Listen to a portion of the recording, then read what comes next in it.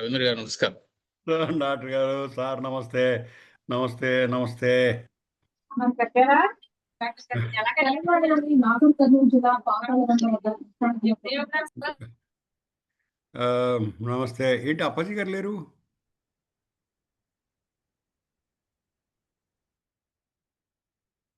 దోర్భిర్యుక్తా చతుర్భిః స్ఫటికమణిమయీం అక్షమాలాం దధానా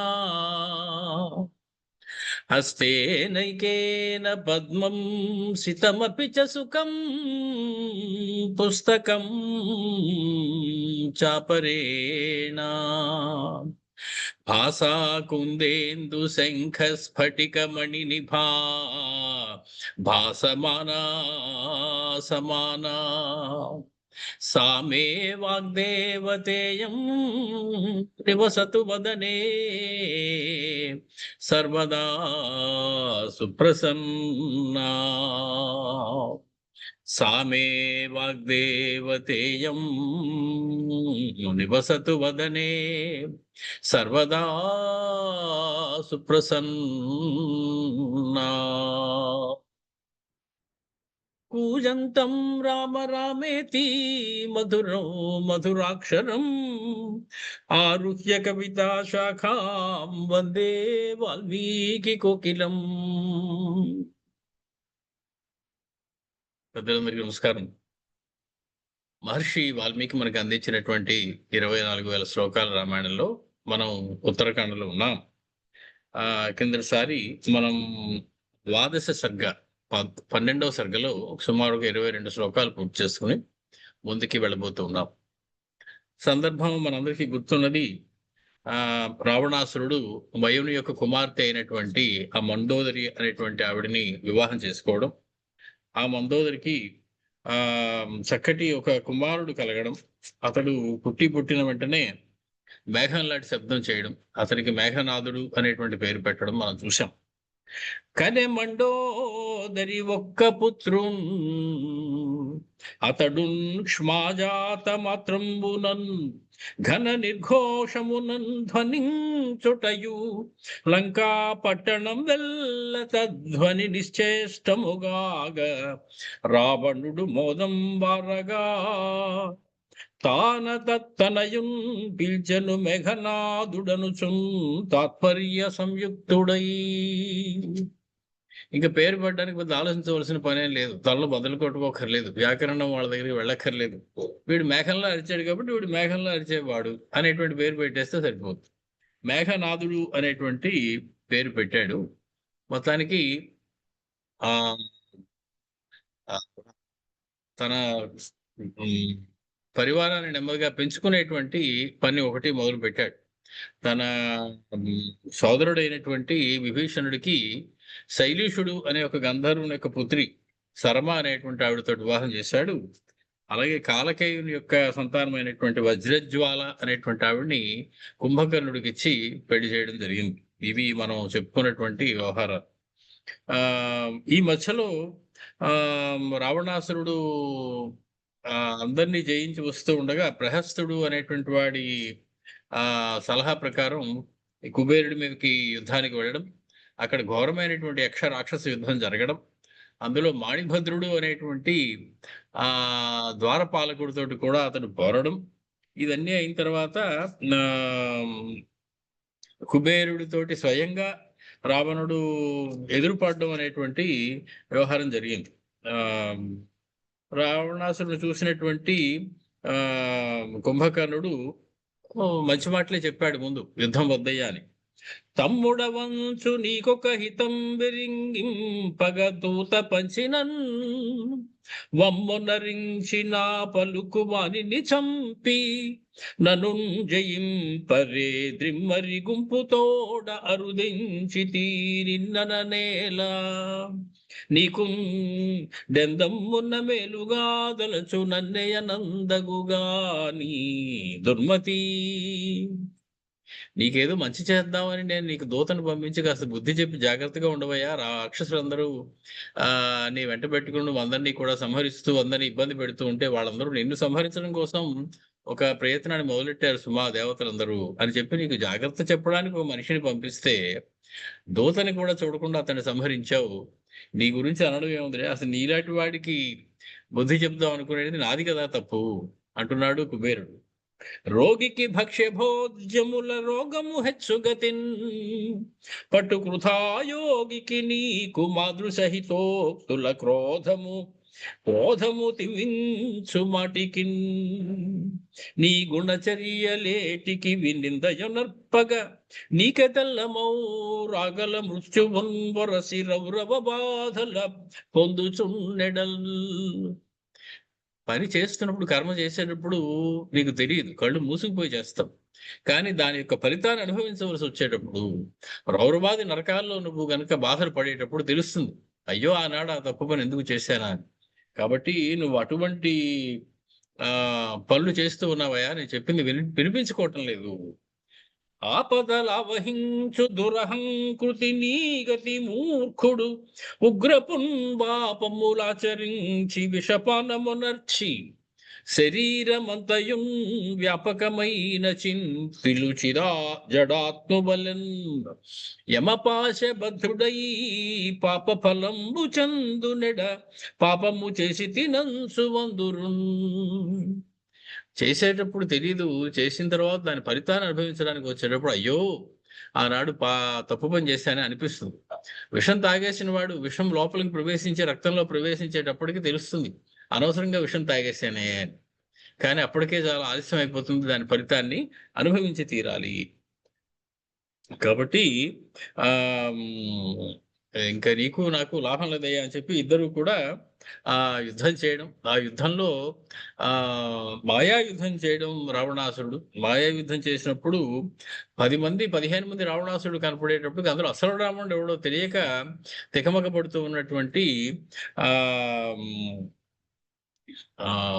కుబేరుండి రావణాసురుడు కడు కోపించి దశానుండతని వక్షపీఠముంజొచ్చి పోయడునట్లుగ్రశరంబు వ్రేయుటయు యక్షేసుండు ధీరత్వమేర్పడకోదండ గుణార్వంబకిల దిగ్భాగంబులన్నిండ అప్పుడు వహ్న్యస్త్రము వైవ వాడడచ సంభోణ వేగంబునన్.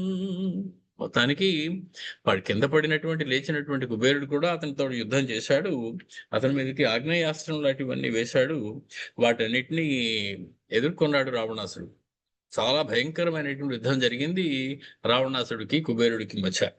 ఒకసారి మేఘమై వీధి కనిపించు, ఆకాశ మార్గంలో కనిపిస్తాడు ఒకసారి, కనిపించి పిడుగులు ఉగ్రముగ గురియు ఒకతేప సింహమై నృత్తి పరతించి కహకార్బటి వహించు ఒకసారి కొండయై ఉరులీల ఎదిరించి ఎగసి బిట్టదరజేయు ఒక మాటు వార్ధియై ఊర్ములతో మించి రోదసి ఎల్ల ముంచి వైచు ఒక పరివ్యాఘ్రమై వచ్చు ఒక్కసారి దంష్టి అయి తోచు ఒక మరి దారుణాహికరణి కనిపించు ఒక మారు కానిపింపకడగు మాయ నిరూఢినయ్య సురవరుడు. మొత్తానికి అతడు వేసినటువంటి బాణానికి కుబేరుడు మూర్ఛపోవడం, అతని దగ్గర ఉన్నటువంటి శంఖ పద్మ నిధులు అనేటువంటి భార్యలు అని చెప్తారు కుబేరుడికి. ఆ నిధులన్నీ కూడా వచ్చి, నిధి దేవతలు అందరూ వచ్చి ఆయన్ను అక్కడి నుంచి తీసుకెళ్ళిపోయి కాపాడడము జరుగుతుంది. మొత్తానికి ఈ రకంగా వచ్చినటువంటి గర్వంతో అతడు కుబేరుడి యొక్క పుష్పక విమానాన్ని కూడా కాజేస్తాడు. అప్పటికే లంక నుండి తరిమి వేశాడు. పుష్పక విమానాన్ని కూడా తన స్వాధీనం చేసుకున్నాడు రావణాసుడు. మొత్తానికి ఈ రకంగా ఉంటూ భార్యతోటి సుఖంగా ఉంటూ ఆ రావణాసురుడు వైరోచనస్య దౌహిత్రీ వజ్రజ్వాలేతి నామతః తాం భార్యాం కుంభకర్ణస్య రావణః సమకల్పయత్. వైరోచనుడి యొక్క మనవరాలు అయినటువంటి వజ్రజ్వాల అనేటువంటి ఆవిడని తీసుకొచ్చి కుంభకర్ణుడికిచ్చి పెళ్లి చేశాడు. గంధర్వ రాజస్య సుతాం శైలూషస్య మహాత్మనః సరమాం నామ ధర్మజ్ఞాం లేభే భార్యాం విభీషణః. విభీషణుడికి శైలీషుడు అనేటువంటి గంధర్వరాజు యొక్క కుమార్తె అయినటువంటి సరమ అనేటువంటి ఆవిడనిచ్చి పెళ్లి చేశారు. తీరే తు సరసో వై తు సంజజ్ఞే మానసస్య హి సరస్తదా మానసంతు వవృధే జలదాగమే. ఆ పిల్ల శైలీషునికి యొక్క కుమార్తెగా పుట్టినటువంటి ఆవిడ మానస సరోవరం దగ్గర పుట్టింది. ఆవిడ పుట్టిన వెంటనే మానస సరోవరం బాగా వానలు పడడంతో పైకి మించి ప్రవహిస్తూ వచ్చి ఆ పిల్లని ముంచి వెనక్కి నీళ్ళలోకి తీసుకుపోయేటువంటి పరిస్థితి దాకా వచ్చేసింది. మాత్రా తు తస్యాః కన్యాయాః స్నేహేన ఆక్రందితం వచః సరో మా వర్ధయస్వ. రెండు చేతులు జోడించి ఆమె యొక్క తల్లి సరమ అనేటువంటి ఆవిడ యొక్క తల్లి ప్రార్థించింది ఆ సరస్సుని, సరహ మా వర్ధయస్వ, సరో మా వర్ధయస్వ. కాబట్టి ఓ సరస్సు నువ్వు పెరగకుండా ఉండు, కాపాడు ఈ అమ్మాయిని. తతస్సా సరమా అభవత్. సరహ మా అనేటువంటి మాట వాడింది కాబట్టి ఆవిడకి ఈ అమ్మాయికి ఏం పేరు పెట్టాలంటే సరమా అనేటువంటి పేరు పెట్టేశారు. మొత్తానికి ఏవం తే కృతదారా వై రేమిరే తత్ర రాక్షసాః. అందరికీ పెళ్లిళ్ళు అయ్యాయి. రాక్షసులందరూ కూడా సుఖంగా ఉన్నారు. రేమిరే సంతోషంగా సుఖంగా ఉంటూ ఉన్నారు. స్వాం స్వాం భార్యాం ఉపాగమ్య గంధర్వా ఇవ నందనే. నందనవనంలో గంధర్వుల వలె తమ తమ భార్యలతోటి సమస్తమైనటువంటి సుఖములు అనుభవిస్తూ కూడా అన్నదమ్ములందరూ ఉన్నారు హాయిగా ఆ లంకా నగరంలో. జాతమాత్రేణ హి పురా తేన రావణ సూనునా రుదతాసు మహాన్ ముక్తో నాదో జలధరోపమః. మొత్తానికి వాడి పుట్టిన పిల్లవాడి గురించి మళ్ళీ చెప్తూ ఉన్నాడు. అతడు మేఘం లాంటి నాదాన్ని చేశాడయ్యా. జడీకృతాచ సా లంకా తస్య రాధేన రాఘవ.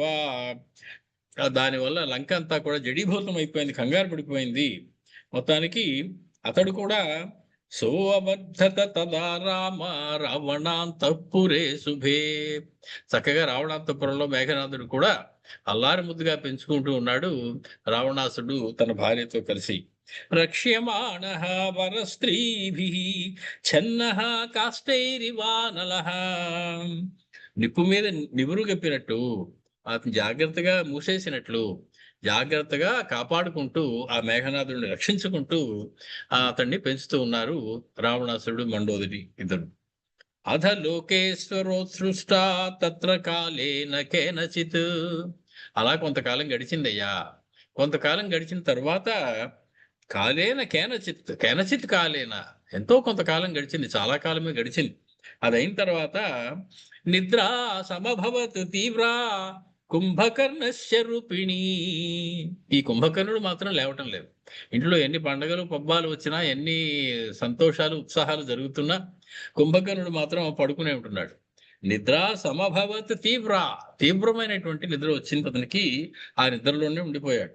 తతో భ్రాతరమాసీనం కుంభకర్ణో అబ్రవీద్వచః. ఒకనాడు లేచినటువంటి సమయంలో కాకతాళీయంగా రావణాసుడు అక్కడికి వచ్చినప్పుడు అన్నగారి రెండు చేతులు పట్టుకుని కుంభకర్ణుడు చెప్పాడు, నిద్రా మాం బాధతే రాజన్.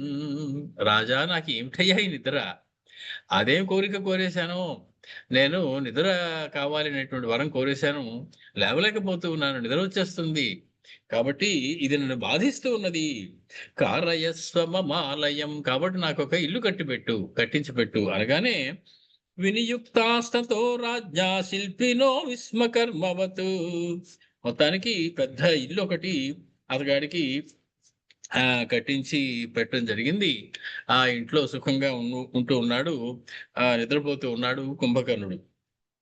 విస్తీర్ణం యోజనం శుభ్రం తదోలి గుణమాయత. ఒక విస్తీర్ణం పొడవు, 2 విస్తీర్ణములు వెడల్పు కలిగినటువంటి 2 యోజనాల వెడల్పు, 1 యోజనం పొడవు కలిగినటువంటి ఒక పెద్ద విశాలమైనటువంటి పడక గది ఒకటి అతనికి ఏర్పాటు చేశారు.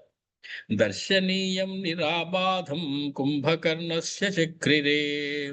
రాజశిల్పులు మొదలైనటువంటి వాళ్ళు శిల్పశాస్త్రంలో బాగా నిపుణులైనటువంటి వాళ్ళందరూ స్తంభాల మధ్యలో అడ్డం రాకుండా ఉండేలాగా తయారు చేయాలి దానికి బోళ్ళంత పరిజ్ఞానం కావాలి, శాస్త్ర పరిజ్ఞానం కావాలి.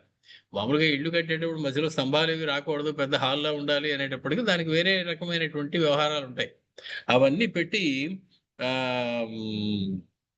కుంభకర్ణుడికి ఏమీ అడ్డం రాకుండా ఉండేలాగా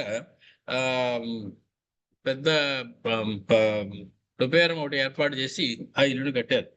స్ఫాటికై కాంచనై చిత్రై స్తంభై సర్వత్ర శోభితం.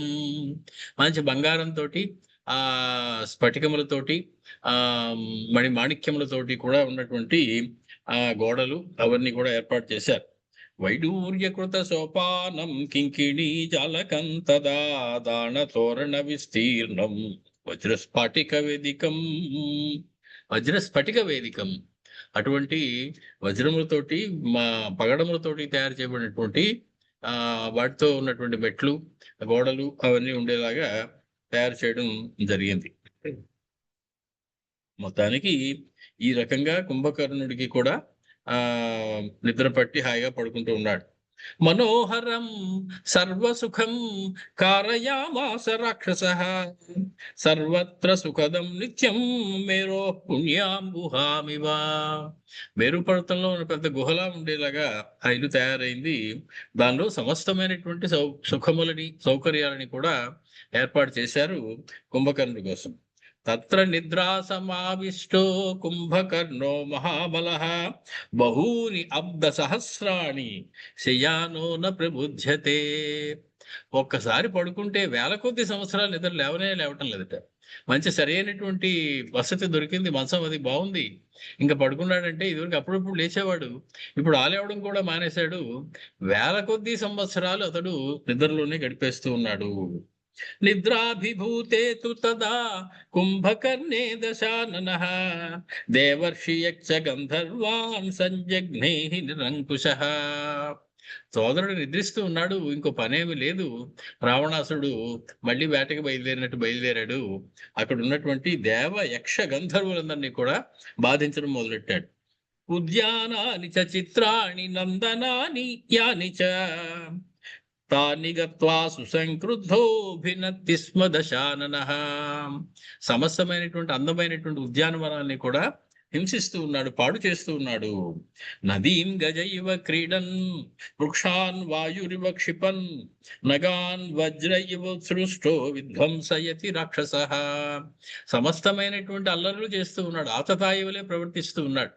అందమైనది ఏది చూసినా దాన్ని పాడు చేయడం అనేటువంటి పని చేస్తూ ఉన్నాడు.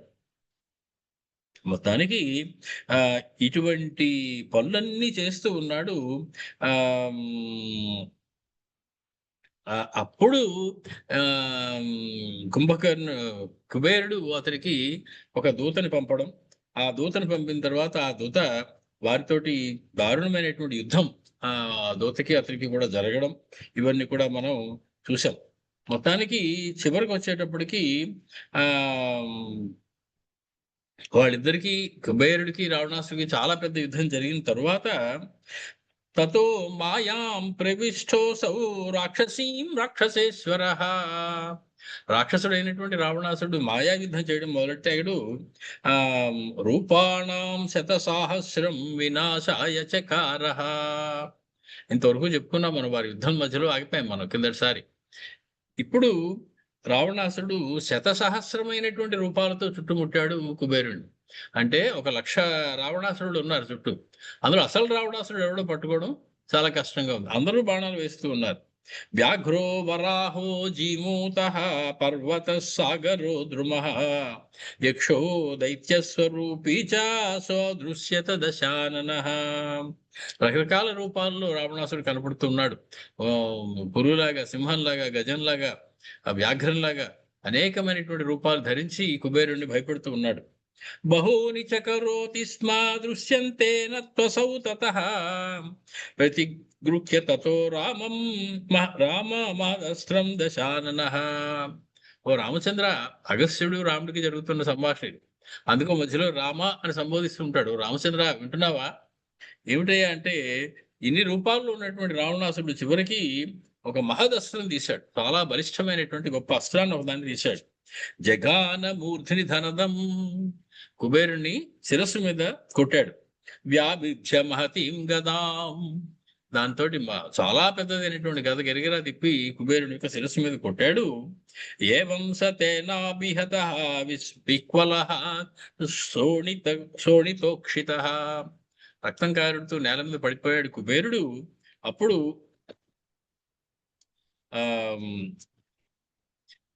తక్కిన అతని యొక్క భార్యలందరూ తత పద్మాదిభిః తత్ర నిధిభిః సతదామృతః ధనదోచ్ఛ్వాసితస్తైస్తూ వనమానీయ నందనం, అతను తీసుకుని భార్యలందరూ కూడా నందనవనాన్ని దగ్గరికి తీసుకొచ్చేసారు, కాపాడారు కుబేరుణ్ణి రావణాసుడు బారి నుంచి. నిర్జిత్య రాక్షసేంద్రస్తం ధనదం హృష్టమానసః, ఆ రకంగా కుబేరుని జయించినటువంటి రావణాసురుడు చాలా ఆనందంతో పుష్పకం తస్య జగ్రాహ విమానం జయలక్షణం, పుష్పక విమానాన్ని కూడా కాజేశాడు, తీసుకున్నాడు ఆయన దగ్గర నుంచి. అదెలా ఉంది? కాంచన సంభస్తం వీతం వైడూర్యమణి తోరణం ముక్తాజాల ప్రతిచ్ఛన్నం సర్వకామ ఫలప్రదం, అదంతా వజ్ర వైడూర్యములతోటి పగడాలతోటి పొగడబడి ఉన్నది. ముత్యాల సరములు వేలాడుతూ ఉన్నాయి. అలా ఉన్నటువంటి ఆ పుష్పక విమానాన్ని రావణాసుడు తన యొక్క అన్నగారి దాన్ని స్వీకరించాడు. అదలాంటిది మనోజవం కామగమం కామరూపం విహంగమం. విహాయసం అంటే ఆకాశం, విహంగమం అంటే ఆకాశంలో వెళ్ళేది, ఆకాశంలో వెళ్ళేటువంటిది. అది కామరూపం, దాని పరిమాణం చిన్నది అయిపోతుంది, పెద్దది అయిపోతుంది. ఎంతమంది ఎక్కితే అంతమందికి సరిపడా పెద్దది అవుతూ ఉంటుంది. అలాగే ఉన్నటువంటిది కామగమం, మనసులోని సంకల్పాన్ని అనుసరించి ఎక్కడికి వెళ్ళాలని వరకుంటే అక్కడికి వెళ్ళిపోతుంది. ఎంత వేగంగా వెళ్తుంది? మనోజవం, మనస్సు అంతటి వేగంగా వెళ్తుంది. మణికాంచన సోపానం తప్త కాంచన వేదికం, బంగారు వేదికలు, అలాగే మణులతోటి ఉన్నటువంటి బంగారు సోపానములు, మెట్లు అవి ఉన్నాయి దానిలో. దేవోపవాహ్యమక్షయ్యం సదా దృష్టి మనస్సుఖం బహ్వాశ్చర్యం చిత్రం బ్రహ్మణావర పరినిర్మితం, మిక్కిలి ఆశ్చర్యపోయేటువంటి అత్యంత విచిత్రమైనటువంటి బ్రహ్మగారి చేత తయారు చేయబడినటువంటి, చూడగానే మనస్సు చూపు కూడా రెండు కూడా ఆకర్షించబడి ప్రశాంతిని పొందేటువంటి, దేవతలందరినీ కూడా తీసుకుని అక్కడికక్కడికి వెళ్ళేటువంటి ఆ పుష్ప విమానాన్ని తీసుకున్నాడు రావణాసుడు. నిర్మితం సర్వకామైస్తు మనోహరమనుత్తమం, అది మనోహరమైంది, అత్యంత ఉత్తమమైనటువంటి విమానం. నతు శీతం నచోష్ణం చ సర్వస్తు సుఖదం శుభం, మొత్తం విమానం అంతా కూడా ఎయిర్ కండిషన్ అన్నమాట. దానిలో ఎంత వేడి కావాలో, ఎంత చల్లదనం కావాలో అదన్నీ కూడా నిర్ణయించేటువంటి అవకాశం ఉన్నది. నతు శీతం నచ ఉష్ణం, ఎవరి శరీరానికి ఎంత వేడి ఎంత చల్లదనం కావాలో వారి శరీరానికి అంత వేడి అంత చల్లదనాన్ని ఇస్తూ ఉంటుంది అక్కడ. అంటే కొన్ని ప్రాంతాల్లో చల్లగా ఉండొచ్చు, కొన్ని ప్రాంతాల్లో వేడిగా ఉండొచ్చు. ఎవరికి ఎక్కలా కావాలో అలాగా ఆ ఉష్ణోగ్రతని కూడా మార్చుకునేటువంటి ఒక వ్యవహారం ఒకటి అందులో ఉన్నది. సర్వర్తు సుఖదం, అన్ని ఋతువుల్లోనూ సుఖంగా ఉంటుంది. వేసంకాలంలో ఆకాశంలో వెళుతున్నప్పుడు బాగా ఎండ మండిపోతున్నప్పుడు కూడా చల్లగా ఉంటుంది. బాగా శీతాకాలంలో పైనుంచి వెళ్తుంటే చలి లేకుండా ఉండేలాగా అక్కడ వేడిగా ఉంటుంది. ఆ రకమైనటువంటి నిర్మాణం ఉన్నటువంటి అద్భుతమైనటువంటి విమానం అది. సతం రాజా సమారుహ్య, ఎక్కాడు రావణాసురుడు, మొట్టమొదటిసారిగా పుష్పక విమానం ఎక్కాడు. కామగం వీర్య నిర్జితం, తన బలంతో తన వీర్యంతో గెలుచుకున్నాడు ఆ పుష్పకాన్ని.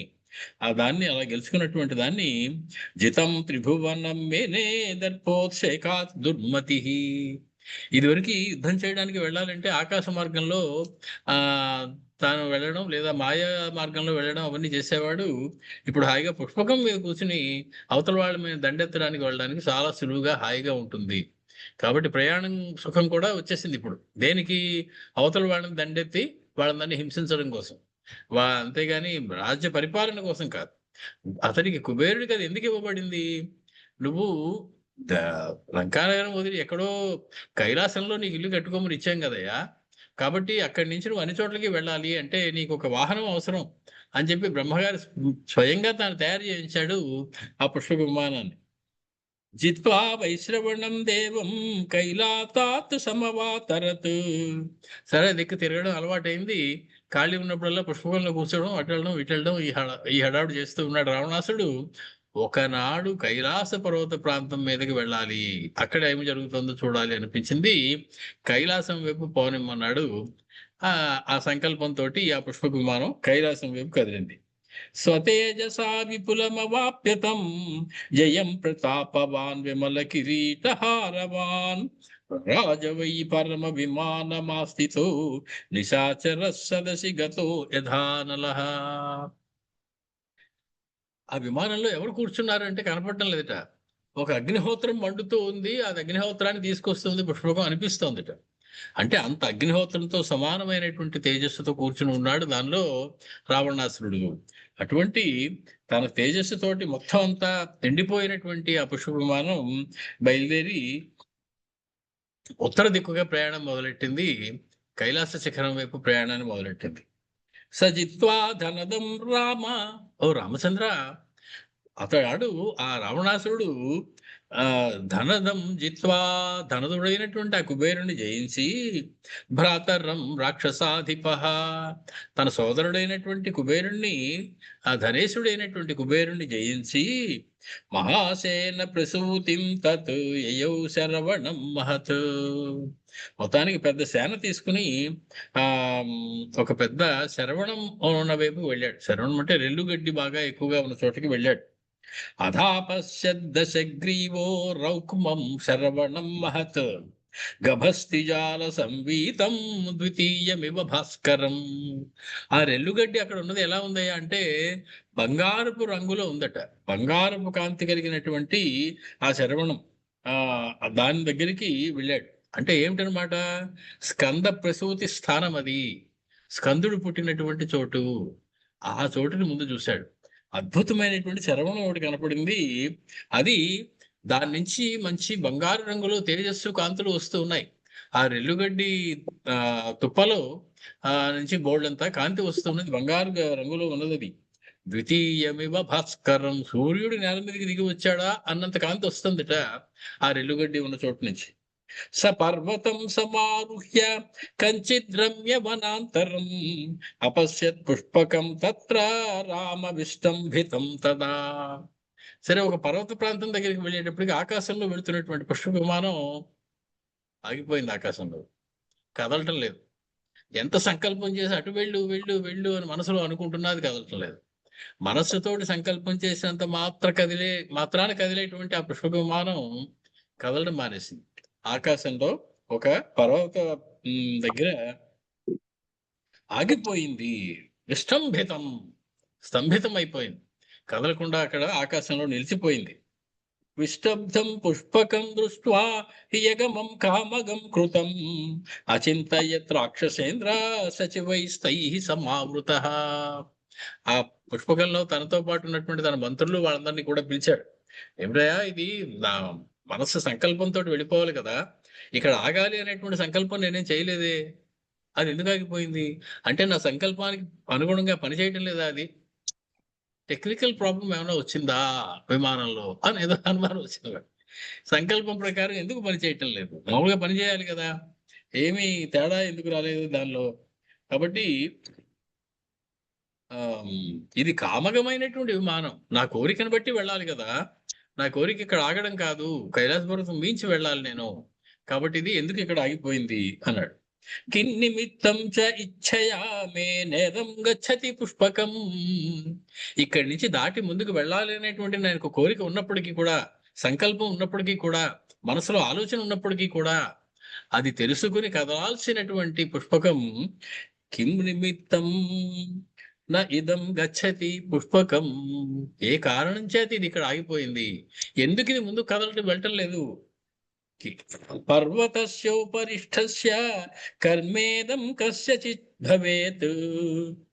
ఈ ఎక్కడో పర్వతం పైన ఆకాశంలో వెళుతున్నటువంటి విమానాన్ని కదలకుండా ఆపేటువంటి శక్తి ఎవరికి ఉంటుందయ్యా? ఎవరికి ఉండదే. నేల మీద ఉన్న వాళ్ళు ఎవరికి, పర్వతాల మీద ఉన్న వాళ్ళకి ఎవరికి అందటం లేదే. ఇది అంత పైనుంచి వెళ్తుంది.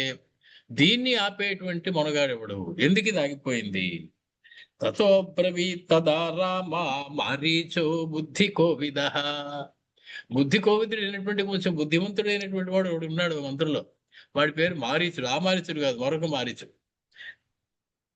నేదం నిష్కారణం రాజం పుష్పకం ఎన్నగచ్చతి. ఏ కారణం లేకుండా పుష్పకం ఇలా ఇప్పుడు ఆగదయ్యా. ఏదో కారణం ఉండే ఉంటుంది. దానంతరం అది వెళుతూ ఉన్నది. ఆ నీ మనస్సులోని సంకల్పాన్ని బట్టి వెళ్ళవలసినది ఆగిపోయింది అంటే ఏదో పెద్ద కారణం ఏదో ఉండి ఉండాలి. చాలనాత్ పర్వతస్యైవ గణాదేవస్య కంపితాః చచాల పార్వతీ చాపి తదా శ్లిష్టా మహేశ్వరం. నువ్వు ఈ పర్వతాల నుంచి వెళుతూ ఉంటే పుష్పకం కింద ఉన్నటువంటి ఆ పర్వతాలు కొంచెం అదిరే. దాంతో ఆ దేవగణాలన్నీ కూడా కంపించిపోయి ఏమిటి భూకంపం వస్తుందా, ఏమవుతుంది కైలాస పర్వతానికి అనుకున్నాయి. ఆ సమయంలో పార్వతి కూడా పరిగెత్తుకుంటూ వచ్చి శివ పరమాత్మని ఆలింగనం చేసుకుంది భయంతో. తతో రామ మహాదేవో దేవానాం ప్రవరోహం హరః పాదాంగుష్ఠేన తం శైలం పీడయామాస లీలయా. ఆ పర్వతం కదలకుండా ఉండడం కోసం ఆ శివ పరమాత్మ తన ఎడమకాలి బొటకన వేలుతోటి కొంచెం నొక్కి పట్టుకున్నాడు దాన్ని, ఆ ప్రాంతాన్ని. అది కదలకుండా ఉండడం కోసం, పార్వతికి ధైర్యం రావడం కోసం. పీడితాసు తతస్తస్య శైలస్య అధోగతా భుజాః విస్మితాశ్చాభవన్ తత్ర సచివాస్తస్య రక్షసః. దాంతోటి ఆ పర్వతం బాగా దిగబడింది కిందకి. అటు ఇటు కదలకుండా స్థిరంగా ఉండడం కోసం శివ పరమాత్మ చేసినటువంటి పని అది చూసి అందరూ కూడా ఆశ్చర్యపోతూ ఉన్నారు.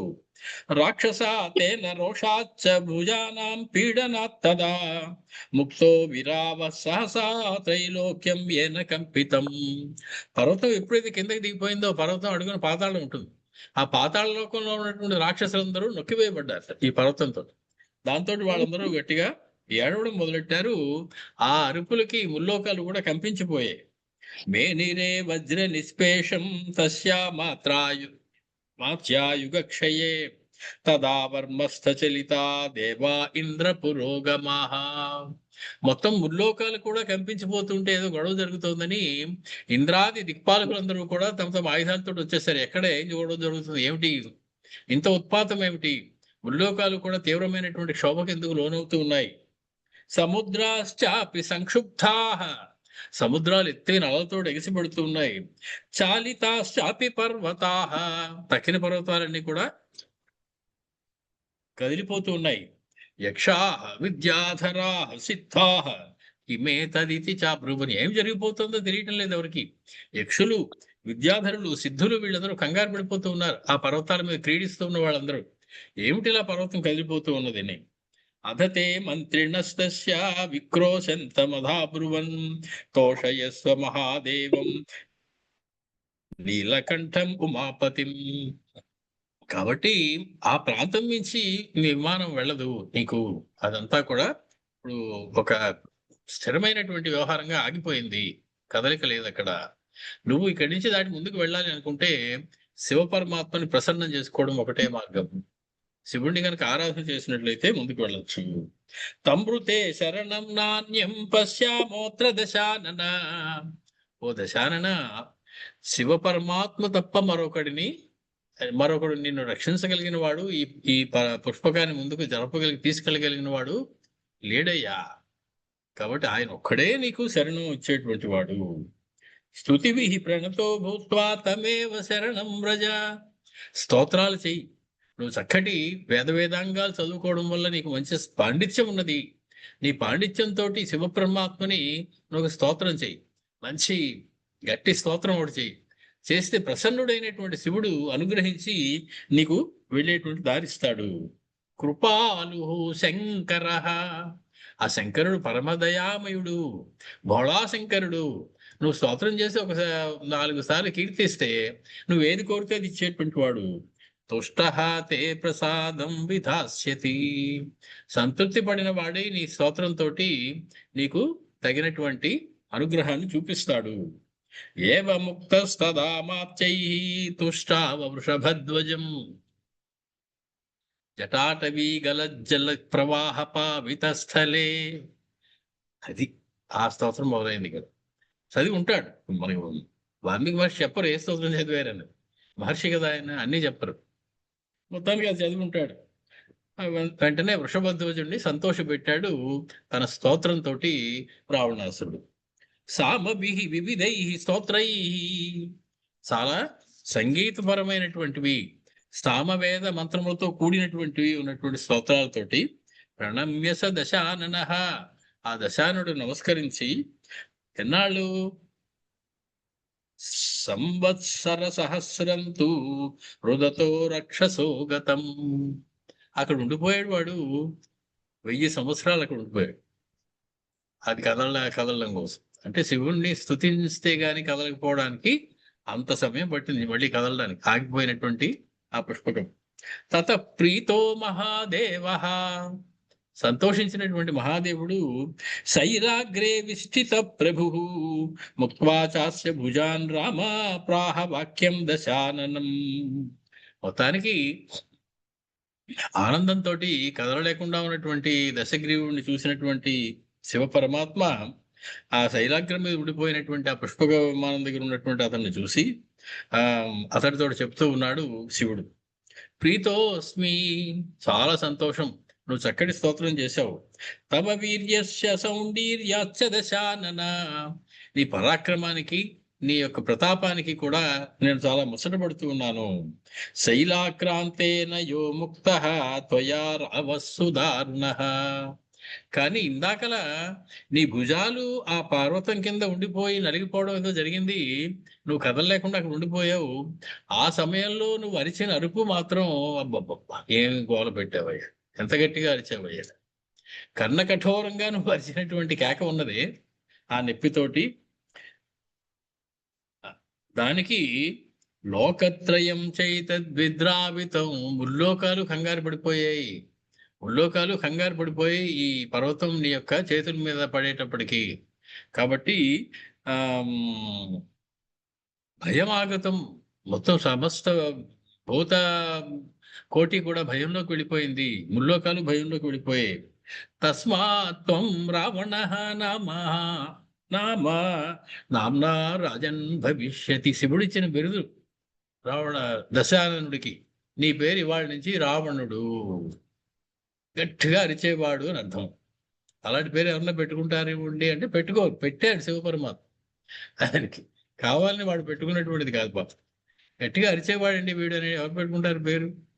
అలాంటి పేరు నీకు ఎప్పటి నుంచి, ఇవాళ నుంచి నీ పేరు దశాననుడు కాదయ్యా, రావణాసురుడు, రావణుడు అనేటువంటి పేరును శివపరమాత్మ ఇచ్చారు రావణాసురుడు.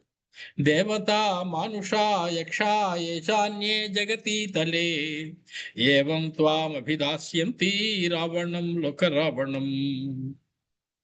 దేవతలు, మనుష్యులు, యక్షులు కూడా, ఈ జగత్తులో ఉన్నటువంటి సమస్తమైన భూతకోటి కూడా నిన్ను సేవిస్తూ ఉంటుంది, నీకు భయపడుతూ ఉంటుంది. మళ్ళీ నువ్వు అరుస్తావేమో అని భయం, మళ్ళీ నీ యొక్క కర్ణ కఠోరమైనటువంటి కేకలు వినాల్సి వస్తుందేమో అని భయం. గచ్చ పౌలస్య. సరే, బాగుంది, వెళ్ళి ఇంకా ఇక్కడి నుంచి కదులు. విశ్రబ్ధం పథాయేన త్వమిచ్చసి. నువ్వు మళ్ళీ నీ పుష్పకం ఇప్పుడు కామగం అయ్యింది. నువ్వు ఎటు కోరుకుని ఎటు వెళ్ళదలుచుకున్నావో వెళ్ళిపో ఇక్కడి నుంచి. హాయిగా నీకు స్వేచ్ఛగా ఇంకా నువ్వు వెళ్ళవచ్చు. నువ్వు చేసినటువంటి ఆ స్తుతికి, స్తోత్రాలకి నేను సంతోషించాను. మయా చైవాభ్యనుజ్ఞాతో రాక్షసాధిపగమ్యతాం. ఈ రకంగా నీకు అనుమతి ఇస్తున్నాను, నువ్వు కైలాసం దాటి నువ్వు ముందుకి వెళ్ళిపోవచ్చు. ఏవ ముక్తస్తు లంకేశః శంభునా స్వయమబ్రవీత్. ఈ పరమాద్భుతంగా శివ దర్శనం జరిగి శివుడు వరం ఇచ్చిన తర్వాత నీ పేరు కూడా మార్చేసి రావణుడు అనేటువంటి పేరు పెట్టిన తర్వాత ఆ దశానుడు ఆయనతో చెప్తున్నాడు, ప్రీతో ఇది మహాదేవ వరం మే దేహి యాచతః. మహాప్రభు, నేను ఒక వరం కోరుకుందాం అనుకుంటున్నాను, నేను అడగకుండా మీరేదో ఇచ్చారు, వెళ్ళొచ్చు, నువ్వు ఇంక నీకేం అడ్డు లేదు, అందరూ నీకు నమస్కారాలు పెడతారు, బాగుంది అని. కానీ నా అంతటి నేను కూడా ఒక వరం కోరుకోవాలి అనుకుంటూ ఉన్నాను. కాబట్టి మీకు నా మీద అనుగ్రహం ఉన్నట్లయితే ఒక వరాన్ని కోరుతూ ఉన్నాను. ఏమిటయ్యా అది?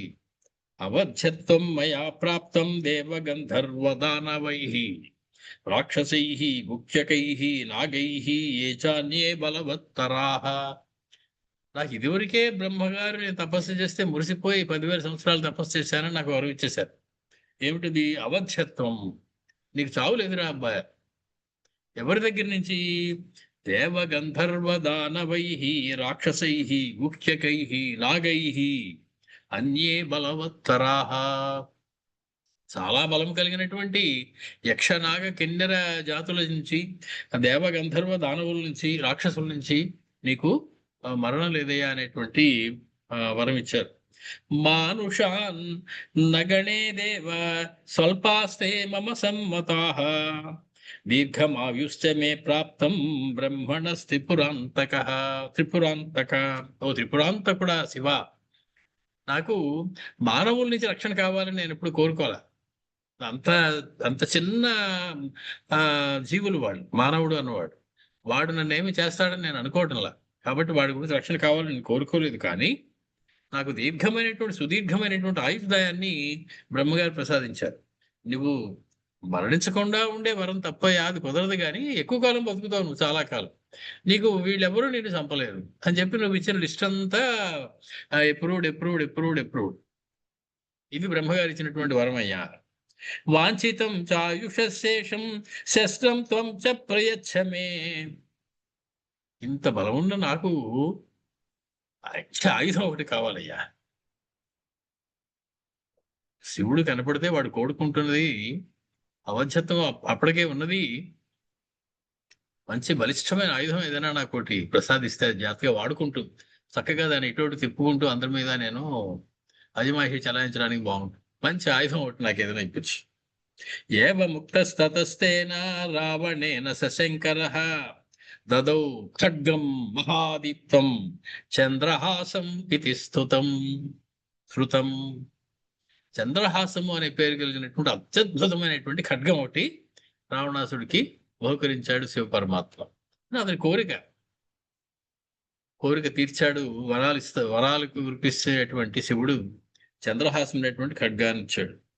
ఆయుషశ్చావశేషం చ స్థిత్వా భూతపతిస్తదా దత్తోవాచ తతస్తంభూ నావజ్ఞేయమిదంతదా. తీసుకుని ఆయన నువ్వు అడిగావు కాబట్టి అత్యద్భుతమైనటువంటి ఆయుధం కావాలన్నా, ఇగో ఇంతకన్నా మంచి ఆయుధం నాకు ఏం లేదు ప్రస్తుతం. ఇదే అత్యద్భుతమైన ఆయుధం, చంద్రహాసం అనేటువంటి ఖడ్గం. పరమాద్భుతమైనటువంటి ఖడ్గం ఇది. అది ఎత్తి పైకి మొయ్యడమే కష్టం అసలు. అంత కొన్ని మణుగుల బరువు ఉంటుంది. అది 1000 మణుగుల బరువు ఎంత ఉంటుంది ఒక ఖడ్గం. ఆ ఖడ్గాన్ని నీకు నేను ప్రసాదిస్తూ ఉన్నాను. కానీ జాగ్రత్తగా బ్రతికిన నాళ్ళు, ఇష్టం వచ్చినట్లు బ్రతకు. నా అవజ్ఞేయం ఇదం త్వయా. ఈ చంద్రహాసాన్ని ఎప్పుడు కూడా నువ్వు అవహేళన చేయకూడదు. దాని యొక్క శక్తిని తగ్గించేలాగా నువ్వు మాట్లాడకూడదు. దాన్ని ఎప్పుడూ గౌరవిస్తూ జాగ్రత్తగా పూజా మందిరంలో పెట్టుకుని అత్యవసరమైన పరిస్థితుల్లోనే వాడుతూ ఉండాలి. అటువంటి ఖడ్గానే నీకు ఇస్తూ ఉన్నాను. అవజ్ఞానం యది హితే మామే వైషత్య సంశయః. నువ్వు గనక దాన్ని అవహేళన చేసినట్లయితే, ఇది ఒక ఖడ్గమైనా, ఇలాంటి 3 చూశాను, అలాంటి మాట ఏదైనా అన్నట్లయితే, దాన్ని అవమానపరిచినట్లయితే, అది మళ్ళీ నా దగ్గరికి వచ్చేస్తుంది, నీ దగ్గర ఉండదు అది. కాబట్టి దాన్ని పరిపూర్ణమైనటువంటి గౌరవంతో జాగ్రత్తగా చూసుకోవాలి. మనం చెప్పుకున్న ఆయుధాలు అనేవి జడమైనటువంటి పదార్థములు కాదు. వాటన్నిటి వెనుక కూడా దైవీయమైనటువంటి శక్తి ఒకటి ఉంటుంది. లేకపోతే రాముడు వేసిన బాణానికి అంతటి శక్తి ఎలా వచ్చింది? రాముడి ధనుస్సుకి అంతటి బలం ఎలా వచ్చింది? కృష్ణుడి చేతిలోని చక్రానికి అంతటి బలం ఎలా వచ్చింది? నిజంగా మామూలు చక్రమే అయితే దాని గురించి భయపడవలసిన అవసరం ఏముంది? అలాంటి చక్రాలు బోర్డు చూస్తాం. అవన్నీ దైవీయమైనటువంటి శక్తులు, దేవతా శక్తులు. పరమాత్మ యొక్క సంకల్పాన్ని లోకంలో ప్రవర్తింపజేయడానికి ఉపయోగపడేటువంటి దైవీయమైన శక్తులు ఆయుధాలను ఆశ్రయించుకుని ఉంటాయి. ఆయుధాల రూపాన్ని ధరించి వస్తాయి. కాబట్టి ఈ ధనుస్సు అన్నది చాలా దైవీయమైనటువంటిది. దీన్ని జాగ్రత్తగా చూసుకో. ఏవం మహేశ్వరేణైవ కృతనామాస రావణ. సాక్షాత్తు మహేశ్వరుడు అంతటి చేత వాడి చేత నామకరణం చేయించుకోబడినటువంటి దశాననుడు రావణ, రావణాసురుడు అభివాద్య మహాదేవం ఆరురోహాథ పుష్పకం. పుష్పకం మీదకి వెళ్ళాడు, మళ్ళీ పుష్పకానికి ప్రయాణాన్ని కొనసాగించాడు. తతో మహీతలే రామ పరిచక్రామ రావణ. దాని మీద భూమి మీద అంతా తిరుగుతూ ఉన్నాడు. క్షత్రియాన్ సుమహావీర్యాన్ బాధమాన ఇతస్తత. ఇదివరకు తన శారీరకమైనటువంటి బలం మీద ఆధారపడి వచ్చేది. ఇప్పుడు పరమాద్భుతమైనటువంటి ఎవరు ఎదిరించజెక్కెము కానటువంటి చంద్రహాసం అనేటువంటి ఖడ్గం కూడా వచ్చింది. పోని మరణిస్తాడా అనేటువంటి భయం ఏనాడు లేదు. అవతల వాడు ఏం చేసినా తను మరణించడు, అదొక ధైర్యం. దాంతో పెట్టలేకపోయి అక్కడ ఉన్నటువంటి సమస్తమైనటువంటి వీరులు క్షత్రియులు వీళ్ళందరినీ కూడా బాధించడం మొదలుపెట్టాడు. నాకంతో గొప్పవాడు కానీ నాతో సమానమైనటువంటి వాడు కానీ ఎవడు ఉండడానికి వీల్లేదు. కేచర్ తేజస్వినః శూరాః క్షత్రియాః యుద్ధ దుర్మదాః శాసనం అకుర్వంతో వినేసు సపరిచ్ఛదాః. తన మాట వినని వాడు ఎవరినైనా సరే, నువ్వెవరు నాకెందుకు చెప్తున్నావు అని ఎదిరించిన వాడు ఎవరినైనా సరే సమూలంగా ధ్వంసం చేశాడు, నాశనం చేశాడు. అపరే దుర్జయం రక్షో జానంతః ప్రాజ్ఞ సమ్మతాః జితాస్మైత్య భాషంత రాక్షసం బలదర్పితం. పక్కన ఉండేటువంటి అనుచరులు ఎప్పుడు చప్పట్లు కొడుతూ ఉంటారు. ఏం పని చేసినా, చిన్నది చేసినా పెద్ద చేసినా, ఆహాహా మీరు కాబట్టి చేశారు, భలే చేశారండి అని వాళ్ళు అలాగా పొగుడుతూ ఉండగా వాళ్ళ చేత చప్పట్లు కొట్టించుకుంటూ తన యొక్క భయంకరమైనటువంటి కార్యక్రమాన్ని కొనసాగిస్తూ తిరుగుతూ ఉన్నాడు బలదర్పితుడైనటువంటి రావణుడు. అధరాజన్ మహాబాహు విచరన్ సమహీతలే హిమవత్సానుమాసాద్య పరిచక్రామ రావణ. అక్కడికి వెళ్ళినప్పుడు హిమవత్పర్వత ప్రాంతానికి వెళ్ళాడు. ఒకసారి ఖాళీగా ఉంది, ఎటు కావలసి ఎటు వెళ్ళాలనుకుంటే అటు వెళ్ళిపోయేటువంటి విమానం ఉంది, చేతిలో ఆయుధం ఉంది, మరణించే ప్రసక్తే లేదు. కాబట్టి హిమవత్పర్వత ప్రాంతాన్ని చూడాలనిపించింది ఒకసారి. ఆ ప్రాంతం వైపు పోనీ అన్నాడు. సరే, పుష్పకం ఆయన మనసు తెలుసుకున్నటువంటిది హిమవత్పర్వత ప్రాంతానికి వెళ్ళింది. దానిపైన తిరుగుతూ ఉన్నాడు హిమవత్పర్వత ప్రాంతం మీద. తత్రాపశ్యం స వై కన్యాం. అక్కడ ఒక అందమైనటువంటి కన్య కనపడింది పైనుంచి విమానాన్ని చూస్తే. కృష్ణాజిన జటాధరాం. ఒక తాపసి వలె ఉన్నది. కృష్ణాజన్మ కట్టుకుని జటలు కట్టినటువంటి జుట్టు కలిగినటువంటిదే ఉన్నది. ఆర్షేణ విధినా చైనాం దీప్యంతీం దేవతామివ. చూస్తే ఒక దేవత ఏమో అనిపిస్తూ ఉన్నది ఆవిడ తేజస్సు సౌందర్యం. ఆవిడ ఒక తాపసి వలె ఉన్నది. కృష్ణాజనాన్ని ధరించి జటలు కట్టుకున్నటువంటి జుట్టుతోటి ఉన్నది. సదృష్ట్వా రూప సంపన్నాం కన్యాం తాం సుమహావ్రతాం. ఒక్కసారి చెలించిపోయాడు రావణాసురుడు ఆవిడ చూడగానే, ఆవిడ అందాన్ని చూడగానే. కామమోహ పరితాత్మా. కామమోహ పరవశుడైపోయి ఆ పుష్పకం కిందకి దింపి అప్రచ్ఛ ప్రహసన్నివా చిన్న నవ్వు నవ్వుతూ ఆవిడ అడిగారు. కిమిదం వర్తసే భద్రే. ఏమిటమ్మా నువ్వు ఇంత సౌందర్య రాశిపై ఉండి ఈ హిమాలయ ప్రాంతంలో ఈ చలిలో నువ్వు ఈ పర్వతాల మీద తిరుగుతున్నావేమిటి? నువ్వు ఇక్కడ నువ్వు ఉండవలసింది. కిమిదం వర్తసే భద్రే విరుద్ధం యౌవనశ్యతే. నీలాంటి యౌవనవతులైనటువంటి స్త్రీలు గడపవలసినటువంటి ప్రదేశమా ఇది? ఏ కారణం చేత నువ్వు నిర్జనమైనటువంటి ఎవరూ లేనటువంటి ఈ హిమవత్పర్వత ప్రాంతంలో ఒంటరిగా విహరిస్తూ ఉన్నావు, తిరుగుతూ ఉన్నావు. నహి యుక్తాతవైతస్య రూపస్యైవ ప్రతిక్రియ. నీ వయస్సు గురించి, నీ అందాన్ని గురించి ఒకసారి ఆలోచించుకున్నావా? ఇప్పుడు నువ్వు చేస్తున్న పని నీకు యుక్తమైనటువంటి పని అనిపిస్తూ ఉన్నదా? కాదే. యుక్తమైనటువంటి వయసులో ఉన్నటువంటి స్త్రీ చేయవలసినటువంటి పని కాదే ఇది. రూపం తే అనుపమం భీరు కామోన్మోదకరం నృణాం. నిన్ను చూసి మోహంలో పడిన మానవుడు ఉంటాడు అని నేను అనుకోవటం లేదు. నయుక్తం తపసి స్థాతుం నిర్గతో హేష నిర్ణయ. కాబట్టి నువ్వు ఇలా తపస్సులు చేసుకుంటూ ఇలా హిమవత్పర్వత ప్రాంతంలో ఒంటరిగా తిరుగుతూ ఈ తాపసి వేషంలో ఉండడం అనేది ఏమీ సరైనది కాదు. నీ నిర్ణయాన్ని వెనక్కి తీసుకో, మార్చుకో. కశ్యాసి. ఎవరమ్మా ఇవి నువ్వు? కిమిదం భద్రే, ఇక్కడ ఎందుకున్నావు? కస్య భర్తావరాననే, నీ భర్త పేరేమిటి? ఏన సంబుధ్యసే భీరు సనర పుణ్య భాగ్భువి, ఏ పుణ్యవంతుడిని నువ్వు వివాహం చేసుకున్నావో చెప్పు నాకు. అంటే నిన్ను వివాహం చేసుకున్నవాడు ఎవడో చాలా పుణ్యాత్ముడై ఉండాలి, లేకపోతే నీ వంటి అమ్మాయి దొరకడం కష్టం. కాబట్టి ఆ పుణ్యవంతుడు, ఆ భాగ్యవంతుడు ఎవడో వాడి పేరు కాస్త నాకు చెప్తావా? చెప్తే సంహరించేద్దామని ఉద్దేశం. మొత్తానికి చెబుతావా అని అడిగాడు. పృచ్ఛత శంసమే సర్వం కస్య హేతో పరిశ్రమ, ఇంతకీ నువ్వు తపస్సులు అవి చేస్తున్నది దేనికోసమో నేను తెలుసుకోవచ్చా? ఏ కోరికతోటి నువ్వు తపస్సులు చేసేటువంటి తాపసిగా ఉండి ఇక్కడ తపస్సులు ఆచరిస్తూ ఉన్నావు, నాకంతా వివరంగా చెప్పు అని అడిగాడు రావణాసు. ఏవ ముక్తాతు సా కన్యా రావణేన యశస్విని అబ్రవీత్ విధివత్ కృత్వా తస్యాతిథ్యం తపోధనా. ప్రాంతాన్ని అనే మహారాజును తెలుసుకున్నటువంటి ఆవిడ సరైనటువంటి ఆతిథ్యం ఇచ్చి అతనికి నమస్కరించి యశస్విని అనేటువంటి ఆవిడ రెండు చేతులు జోడించి రావణాసుడితో చెప్తూ ఉన్నది, కుశధ్వజో మమ పితా, నా తండ్రి పేరు కుశధ్వజుడు, బ్రహ్మర్షి అమిత ప్రభ, మిక్కిలి తేజస్సుతో వెలిగిపోతూ ఉండేటువంటి బ్రహ్మర్షి కుశధ్వజుడు నా యొక్క తండ్రి.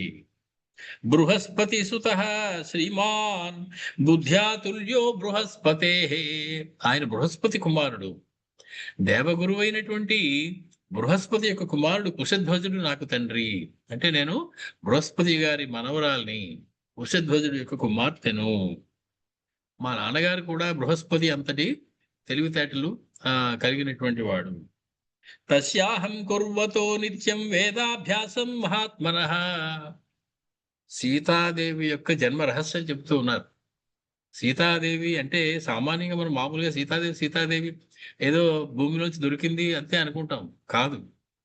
ఇప్పుడు చెప్తున్నటువంటి వేదవతి వృత్తాంతంలో సీతాదేవి యొక్క ముందు వృత్తాంతం ఇది.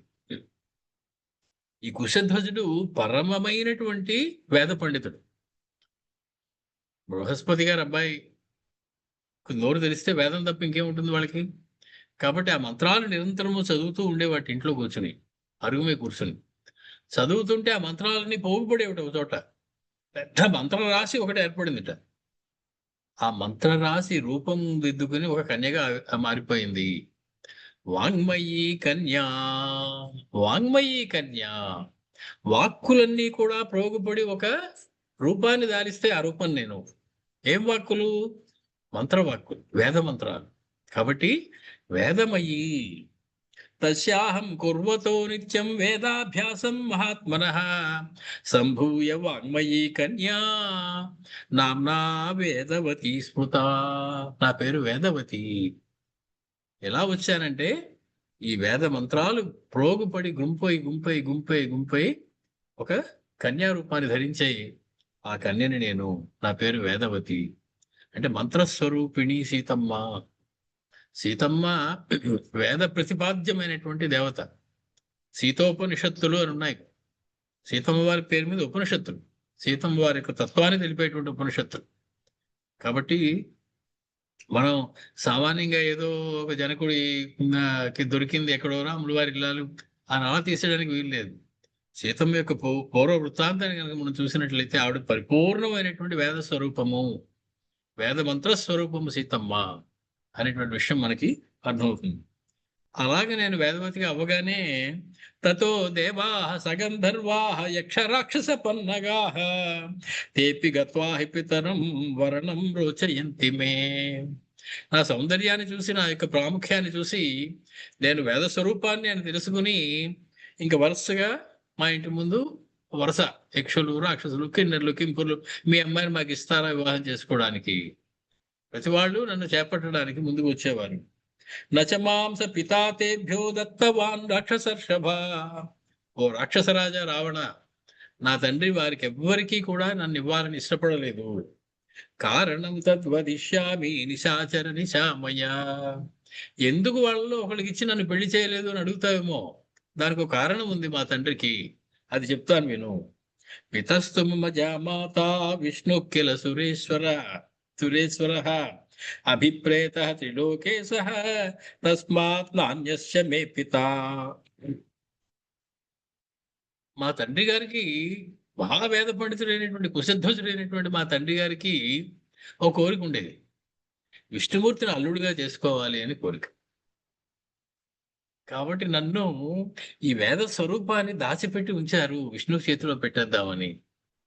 అంటే ఎవరి ఉచ్ఛ్వాస నిశ్వాసములు వేదంగా వచ్చాయో, నా యొక్క ఇన్ని సంవత్సరాల కృషి అభ్యాసము వేదము అంతా కూడా మళ్ళీ ఆ విష్ణువు చేతిలో పెట్టేయాలి, నేను తిరిగి ఆయనకే సమర్పించేయాలి అని చెప్పి విష్ణువే నాకు అల్లుడుగా కావాలని కూర్చున్నారు మా నాన్నగారు. కాబట్టి ఇంకెవరికి కూడా వివాహం చేసే ప్రసక్తి లేదనేటువంటి విషయాన్ని చెప్పేశారు అప్పుడే. దాతు ఇచ్చతి తస్మైతు, ఆయనకి తప్ప ఇంకెవరికి నన్ను పెళ్లి చేయరు మా నాన్నగారు. నేను కూడా ఇంకెవరిని పెళ్లి చేసుకోను, ఆ విష్ణువుని తప్ప. తచ్చుత్వా బలదర్పిత దగ్నుర్నామ తతో రాజా దైత్యానాం కుపితో అభవత్. ఒక చిన్న హెచ్చరిక కూడా చేస్తూ ఉన్నది. ఈ పరిస్థితి చూసి ఒక రాక్షస రాజు అయినటువంటి దంభుడు అనేటువంటి వాడు బలదర్పితుడయి, ఏమిటి విష్ణువుకి తప్ప ఇంకెవరికి ఇవ్వకపోవడం ఏంటి? వాచకన్యని బలం ఉన్నవాడు ఎవడైనా సరే స్వీకరించవచ్చు యుద్ధం చేసి. రాక్షస వివాహం అని ఒకటి ఉంది. పెళ్లి కూతురు తల్లిదండ్రులు వాళ్ళని చావు కొట్టేసి అమ్మాయిని తీసుకెళ్ళిపోవడం మాకు కులధర్మం అది. కాబట్టి ఆ బలదర్పంతో దంభుడు అనేటువంటి వాడు కోపం వచ్చింది. తేన రాత్రౌ శయానో మే పితా పాపేన హింసితః. ఒకరోజు రాత్రి అర్ధరాత్రి దొంగతనంగా వచ్చి నిద్రిస్తున్నటువంటి నా తండ్రిని సంహరించడానికి ప్రయత్నం చేశాడు. నా తండ్రి లేకపోతే ఇంక నన్ను రక్షించేవాళ్ళు ఎవరు ఉండరు కదా. నా తండ్రి అన్నవాడికి పేరు పితా. పితా అంటే పాతి ఇది పితా, రక్షించేవాడు అని అర్థం తండ్రి పితా అంటే. కాబట్టి ఆయన లేకుండా చేసేస్తే నన్ను సులువుగా కాజేయవచ్చు అనుకుని నా తండ్రిని హింసించాడు. తతో మే జననీ దీనా తచ్చరీరం పితుర్మమ పరిశోధ్య మహాభాగా ప్రవిష్టా హవ్యవాహనం. మొత్తానికి నా తండ్రిని కోల్పోయినటువంటి నా తల్లి అతడి శరీరాన్ని వాటేసుకుని అతనితో పాటు సహగమనం చేసింది. ఇప్పుడు నాకు తండ్రి లేడు, తల్లి లేదు. తతో మనోరథం సత్యం పితుర్నారాయణం ప్రతి కరోమితి తమేవాహం హృదయేన సముద్వహే. ఆయన వెళ్ళిపోయిన దగ్గర నుంచి నా మనసు ఇంకా దృఢం అయిపోయింది, విష్ణువుని తప్ప ఇంకెవరిని పెళ్లి చేసుకోను అని. సాక్షాత్ విష్ణుమూర్తినే తప్ప పెళ్లి చేసుకుంటాను, ఇంకెవరిని చేసుకొని చాలా దృఢమైనటువంటి నిర్ణయంలో ఉన్నాను నేను కూడా. ఇది ప్రతిజ్ఞామారుహ్య చరామి విపులం తపః. తపస్సు ఎందుకు చేస్తున్నావు అని అడిగి చూసావా? ఆయన కోసం చేస్తున్నాను. ఆ విష్ణుమూర్తి రావాలి, నన్ను పెళ్లి చేసుకోవాలి, అందుకని నేను ఇంతటి తపస్సును ఆచరిస్తూ ఉన్నాను. ఏతత్తే సర్వమాఖ్యాతం మయా రాక్షస పుంగవ. నువ్వు అడిగిన వాటన్నిటికీ సమాధానం చెప్పేశాను కదా, అయిపోయింది కదా. అంటే ఏంటి? ఇంక నీ పని నువ్వు కానిసి వెళ్ళి ఇంకా అని చెప్పడం. అడిగిన వాటన్నిటికీ సమాధానాలు చెప్పాను. నారాయణో మమ పతి, నా పతి నారాయణుడు ఒక్కడే, విష్ణువే నా భర్త. నా అన్యః పురుషోత్తమాత్, ఆ పురుషోత్తముని తప్ప మరొకడెవడిని నేను వివాహం ఆడను. ఈ పురుషోత్తముడు అనేటువంటి మాట గొప్ప మాట. పురుషోత్తముడు అనేటువంటి మాట ఎవరికి ఉంది అంటే రామచంద్రమూర్తికి ఉంది. ఆవిడ రాముడిని పెళ్లి చేసుకుంటానంటల్లా, విష్ణువునే పెళ్లి చేసుకుంటాను, పురుషోత్తముడైనటువంటి విష్ణువుని పెళ్లి చేసుకుంటాను. ఉత్తమ పురుషుడు వేరు, పురుషోత్తముడు వేరు. ఉత్తమ పురుషుడు అంటే పరమాత్మ, పరమాత్మేతి ఉదాహృత. ఉత్తమ పురుషస్తు అన్యః పరమాత్మేతి ఉదాహృత. పురుషోత్తముడు వేరు, ఉత్తమ పురుషుడు వేరు. పురుషుల్లోకెల్లా ఉత్తముడైనటువంటి ఆయన నారాయణుడే చేసుకుంటాను నేను. పురుషుల్లో ఉత్తముడు ఎప్పుడు అయ్యాడు? ఆయన రామావతారం వచ్చినప్పుడు అయ్యాడు. అందుకే కేశవాది 24 నామాల్లో కేశవాయ మహా, నారాయణాయ మహా, మాధవాయ మహా, గోవిందాయ మహా, విష్ణువాయ మహా అన్ని చెబుతున్న వాటిల్లో రాముల వారి పేరు ఉండదు. ఎందుకు లేదండి అని అడిగారు కంచి పరమాచార్య వారిని. ఏమంటే అంతమంది దేవుడి పేరు చెప్పాడు, నారాయణుడు, మాధవుడు ఇవన్నీ చెప్పారు, విష్ణు పేర్లు, రాముడు కూడా ఆయన పేరే కదా, చెప్పొచ్చు కదా అని. పురుషోత్తమాయన మహా ఉందా అందులో అన్నారు. పురుషోత్తమాయన మహా ఉంది కదండి అన్నారు. పురుషోత్తముడు అంటే ఆయననే రాముల వారే. రాముల వారి పేరు చెప్పకపోవడం ఏమిటి 24 నామాల్లో? ఆచమనం చేసేటప్పుడు చెప్పే పేరులో రాముల వారి పేరు ఉంటుంది. రామ అని ఉంటుంది అంతే. పురుషోత్తమ అని ఉంటుంది.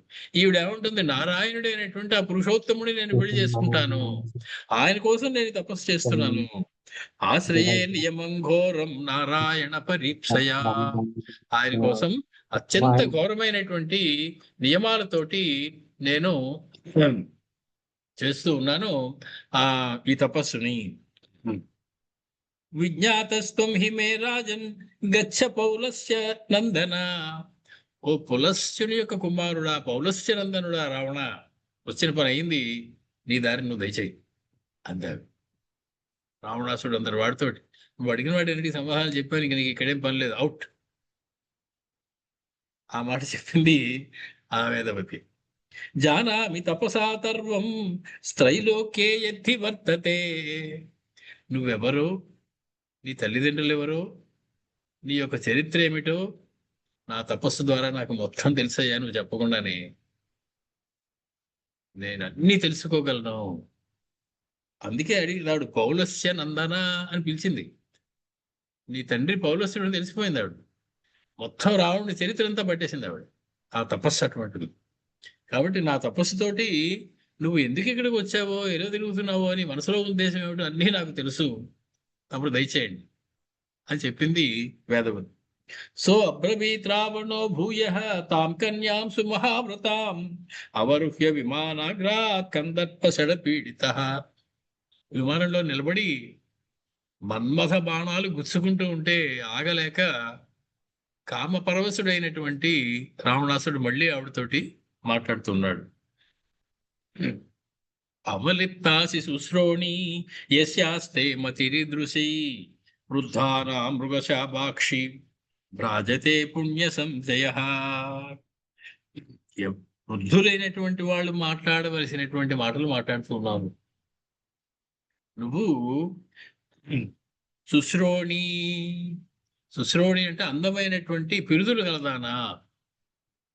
ఒక స్త్రీని శుశ్రోణి అని పిలవడానికి ఎంత ధైర్యం ఉండాలి. ఆవిడ శరీరంలోని ఒక అంగాన్ని దాని యొక్క సౌందర్యాన్ని వర్ణిస్తూ ఉన్నాడు వాడు.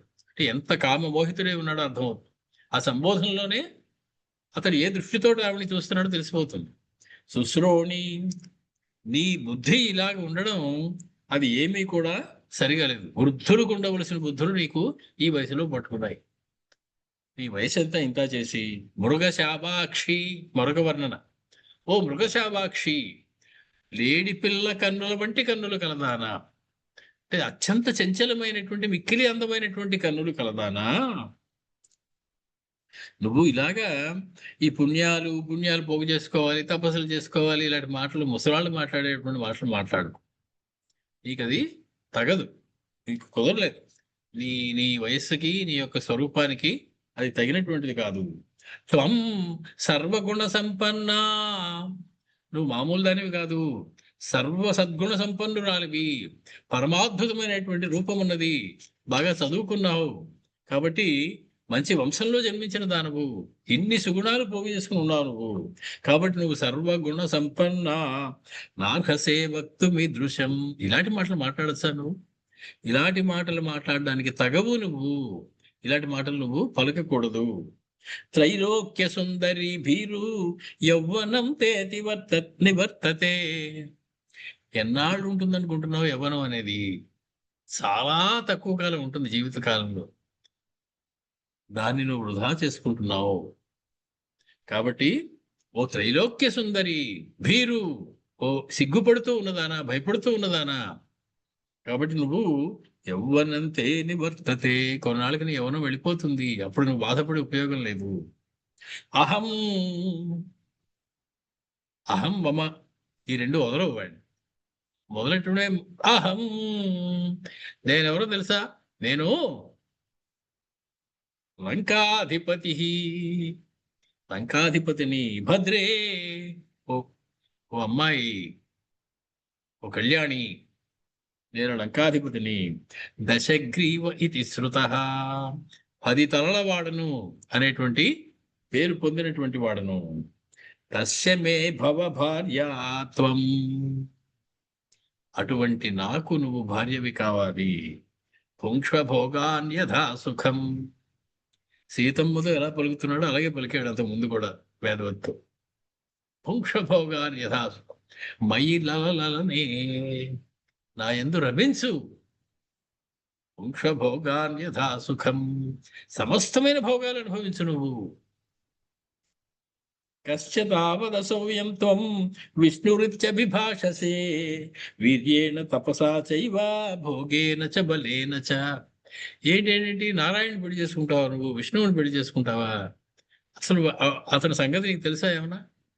నన్ను అతన్ని పక్కపక్కన పెట్టి ఎప్పుడు నన్ను పరిశీలించావా? అతడు నువ్వు విష్ణువు అని చెప్తున్న అతడు వీర్యంలో గాని, తపస్సులో గాని, భోగాలలో గాని, బలంలో గాని అతను తొలుతూగేటువంటి వాడు కాదు. నాకన్నా చాలా క్రింది స్థాయిలో ఉండేటువంటి వాడు. నా మయాస సమోభద్రే, నాతో సమానంగా కూడా లేడు కనీసం. నాకంటే అధికుణ్ణి చేసుకున్నావు అంటే పోనీ ఏదో నాకన్నా పెద్దవాడు చేసుకుంటుందిలే అమ్మాయి అనుకుంటాను నేను.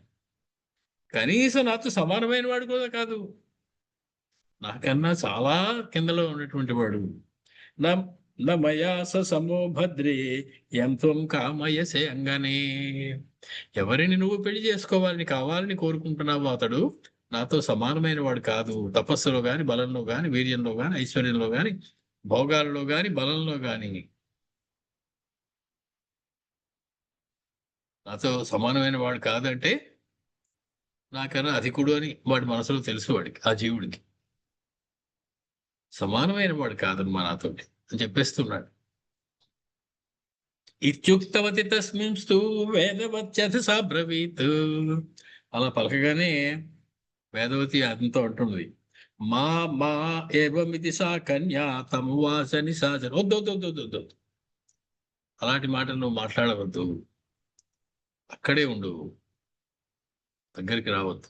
మా మా ఇతి సా కన్యా తమువాచ నిశాచరం త్రైలోక్యాధిపతిం విష్ణుం సర్వలోక నమస్కృతం తద్రుతే రాక్షసేంద్రస్య కో మన్యేత బుద్ధిమాన్.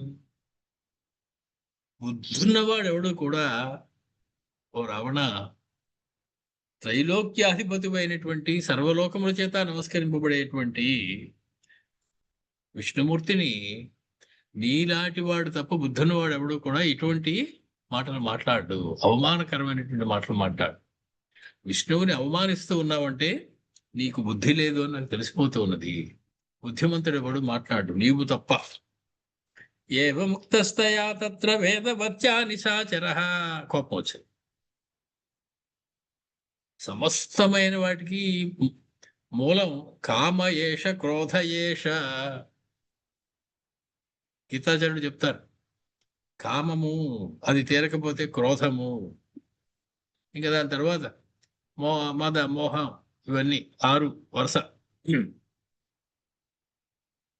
రజోగుణ సముద్భవములు. ఆవిడ అలా కాదు, నువ్వు మూర్ఖుడవు అనగానే కోపం వచ్చేసింది. ఏవ ముక్తస్తయా తత్ర వేదవత్యా నిశాచరః. గబగబా దగ్గరికి వచ్చాడు. మూర్ధజేషు తదా కన్యాం. పిడికిట్లో ఆవిడ జుట్టును పట్టుకున్నాడు. కరాగ్రేణ పరామృశత్. ఆవిడ జుట్టు మీద చెయ్యేసి దాన్ని పట్టుకున్నాడు. తతో వేదవతి క్రుద్ధా. అప్పుడు కోపం వచ్చింది ఆవిడ కూడా. తపస్వి కాబట్టి, తాపసి కాబట్టి ఇంతసేపు కోపం రాలేదు. నవ్వుతూనే సమాధానం చెప్పింది. మూర్ఖుడవు అని చెప్పేసింది. అప్పుడు కోపం రాలేదు. ఎప్పుడైతే శరీరం మీద చెయ్యి వేశాడో, తన మూర్ధజముల మీద చెయ్యి వేశాడో కోపం వచ్చింది. కేశాన్ హస్తేన సాక్షినత్. తన చెయ్యి పెట్టి ఒకసారి ఆ కేశాల మీద కొట్టింది. జుట్టు వాడి చేతిలో ఉండిపోయింది, అక్కడికి తెగిపోయింది ఆవిడ యొక్క కేశపాశం. పశువు వల్ల వచ్చేటువంటి శక్తి అది. తతో వేదవతి క్రుద్ధా కేశాన్ హస్తేన సాక్షినత్ అశిర్భూత్వాకరః తస్యాః. ఆవిడ చెయ్యి ఆ సమయంలో పిలి పదునైనటువంటి ఖడ్గంలా మారిపోయింది. అశిర్భూత్వాకరః తస్యాః కేశాన్ ఛిన్నాన్ తదాకరోత్. మొత్తానికి ఆ కేశపాశాన్ని ఖండించేసింది. అక్కడికి వాడి చేతితో పట్టుకున్నది వాడి చేతిలో ఉండిపోయింది. ఆవిడ పక్కకు వచ్చేసింది. స్వా జ్వలంతీవ రోషేణ దహంతీవ నిశాచరం ఉవాచ అగ్నిం సమాధాయ మరణాయ కృతత్వరా. ఒకసారి మిక్కిలి కోపంతో మండిపోతున్నటువంటి అగ్నిలాగా దహించేయడానికి, రాక్షసుడి దహించేస్తుందా అన్నంత కోపంతో ఇలా చూసింది. అక్కడ వెంటనే అక్కడ ఒక అగ్నిహోత్రం వచ్చేసాను. అగ్ని ప్రజ్వలడం మొదలెట్టింది. మరణాయ కృతత్వర, అందులో దూకి తన శరీరాన్ని చాలించాలి అనేటువంటి నిర్ణయానికి వచ్చింది. దర్శితాయా స్వయా నార్య నమే జీవితమిష్యతే. పాపిష్ఠుడమైనటువంటి నీ చెయ్యి తగిలినటువంటి ఈ శరీరం నాకు ఇంక అక్కర్లేదు. ఇటువంటి శరీరంతో నేను జీవించడం కొనసాగించలేను.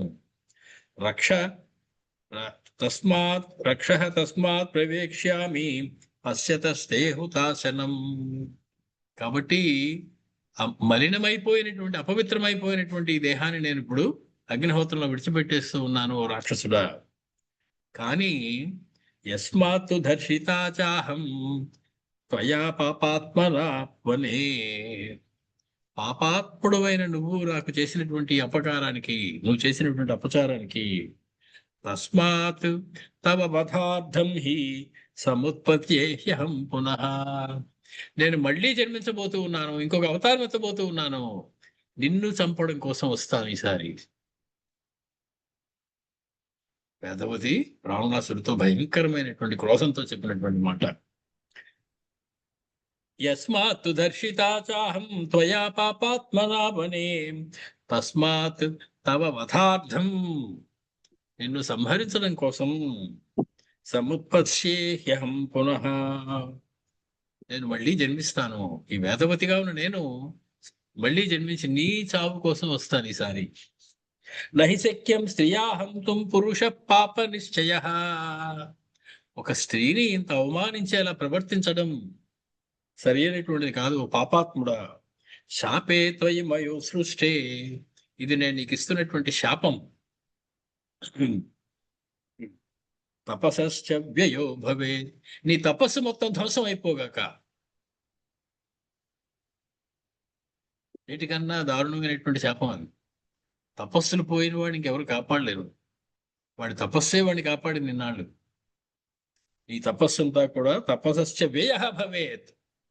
ఒక్కసారి నా శిరోజాల మీద నువ్వు చెయ్యి వేసిన కారణంగా ఆ పాపానికి నీ తపస్సులన్నీ దగ్ధమైపోగాక. యది త్వస్తి మయా కించిత్ కృతం దత్తం హృతం తథా తస్మాత్ వయోనిజా సాధ్వీ భవేయం ధర్మిణ సుతా. నేనే గనక పవిత్రురాలనైతే, నేనే గనక పద్మమైనటువంటి తపస్సులు చేసిన దాన్ని అయిటిదే, ఈసారి ఒక ధర్మాత్ముడి ఇంటిలో అయోనిజగా పుడతాను. గర్భం ధరించకుండానే, యోని సంపర్కం లేకుండానే, గర్భావాసాది దోషాలు లేకుండానే జన్మిస్తాను. మొత్తం రామాయణంలో దేవతగా స్వయంగా దిగిపోయినటువంటి ఒకే ఒక పాత్ర సీతమ్మ పాత్ర. రామచంద్రుడికి కూడా తప్పలేదు గర్భావాస దోషం. సీతమ్మ నేరుగా దిగి వచ్చినటువంటి దేవత. ఏవ ముక్త్వా ప్రవిష్టాస జ్వలితం జాతవేదసం. ఆ మాట అంటూనే ఆవిడ రెండు చేతులు జోడించి అగ్నిహోత్రంలో దూకేసింది. అపాచ దివో దివ్య పుష్పవృష్టి సమంతతః. ఆకాశంలోంచి పూలవాన కురుస్తూ ఉండగా, పుష్పవృష్టి కురుస్తూ ఉండగా, పూలవృష్టి అనకూడదు, అది ఇద్దరు దుష్ట సమాసం, ఎవరన్నా వింటే కొడతారు. పూలవాన అనొచ్చు, లేదా పుష్పవృష్టి అనొచ్చు. ఆ పుష్పవృష్టి కురుస్తూ ఉండగా ఆవిడ అగ్నిహోత్రంలోకి దిగిపోయింది. పునరేవ సముద్భూత. అలా చెప్పినటువంటి ఆ వేదవతి, ఓ రామచంద్ర మళ్ళీ పుట్టిందయ్యా. పద్మే పద్మ సమప్రభా. పద్మంలా మెరిసిపోయేటువంటి ఆ లక్ష్మీదేవి మళ్ళీ పుట్టింది. తస్మాదపి పునఃప్రాప్త పూర్వవత్తే నరక్షస. మళ్ళీ ఆవిడ దగ్గరికి వచ్చాడు ఆ రాక్షసుడు. రామచంద్రుడితో చిరునవ్వు నవ్వుతున్నారు. ఓహో, ఇదా ఆవిడ సంగతి. సీతమ్మ సిగ్గుపడుతూ ఉండుంటుంది. చెప్తున్నవాడు అగస్త్యుడు. రామ అగస్త్య సంవాదం. సీతాదేవి యొక్క పూర్వ వృత్తాంతాన్ని చెప్తూ ఉన్నారు అగస్త్యులు. చిరునవ్వుతో వింటూ ఉన్నారు లక్ష్మణుడితో కూడినటువంటి సీతారాములు ఇద్దరు. ఏమి తెలియని వాళ్ళలాగా. మంగళం కోసలేంద్రాయ మహనీయ గుణాత్మనే చక్రవర్తి తనూజాయ సార్వభౌమాయ మంగళం వేద వేదాంత వేద్యాయ మెఘశ్యామల ముక్తయే పుంసామోహన రూపాయ పుణ్య శ్లోకాయ మంగళం.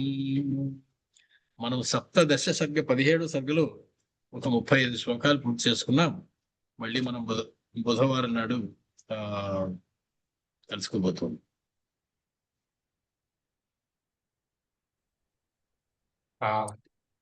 ఎవరైనా అన్మ్యూట్ చేసుకోవడానికి అవకాశం ఉంది, మాట్లాడదలుచుకుంటే అన్మ్యూట్ చేసుకుని మాట్లాడచ్చు.